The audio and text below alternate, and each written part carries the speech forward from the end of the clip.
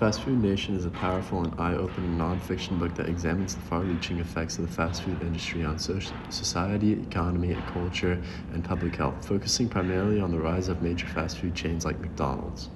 So my name's Seth Martins. I've been working here at Pile for about a year now.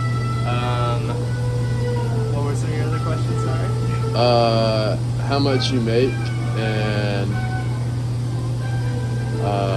shoot. I think hours. I think you said hours. Right? Yeah, how many hours you work? I work about 32 hours a week, Monday through Friday. $18 an hour plus tips, so it's a pretty good gig here. Yeah, it's a pretty simple place, just a pizza joint. Yeah. Awesome. Schlosser delves into the industry's history and its massive, often disturbing impact. This book is not for the faint of heart. It exposes the grim realities of the fast food world, where teenagers are lured into grueling, low-paying jobs, and advertising is ruthlessly targeted at young children as young as 2 years old. My name's Alexa. I'm 21 years old, and I've been working here for a little over a year now.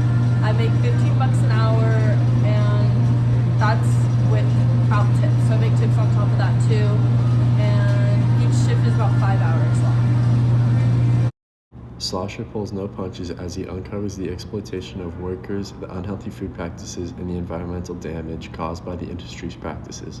With deep research and a critical eye, Fast Food Nation sheds light on the dark side of an industry that has reshaped how we eat and live, urging readers to reconsider the true cost of fast food in our lives. Many teens get their first job at fast food chains like McDonald's, KFC, or Taco Bell.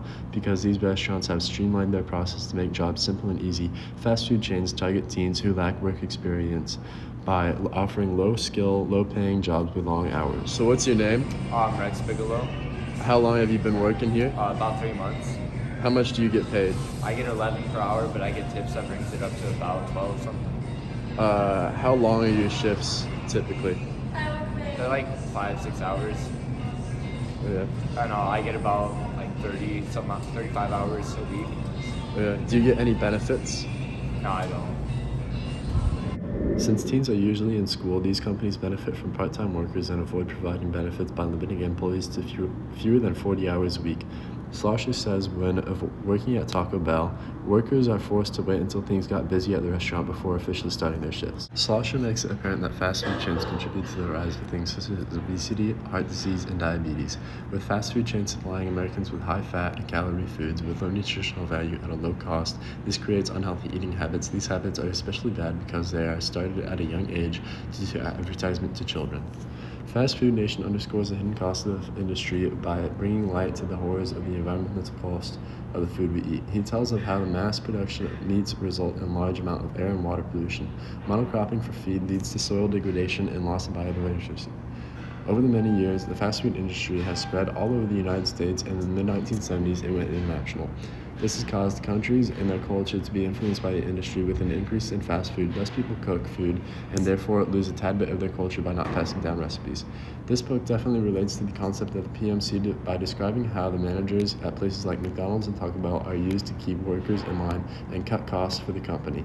Sasha states fast food managers do have the power to hire, fire, and schedule workers. He also claims that fast food chains often reward managers who keep their labor costs low, a practice that often leads to abuses. This is a perfect example of how the managers of stores fit right into the idea of the professional managerial class by showcasing how they are there merely to control the actual workers and not much more.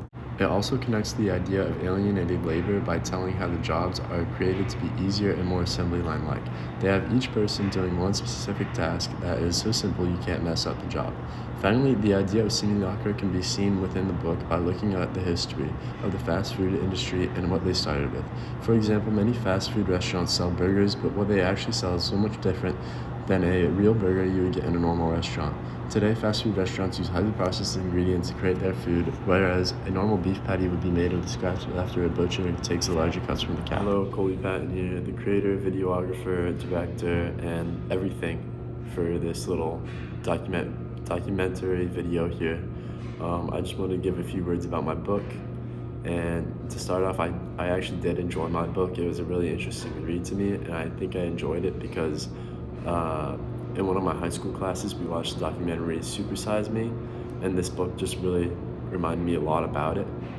And one of the major pieces of information that will stick with me from the book, I didn't really learn it from the book actually. The book just kind of made me more aware. And that's like how much they exploit their employees.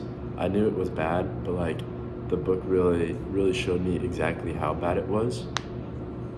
I also learned a lot about the pollution and environmental effects of the fast food industry.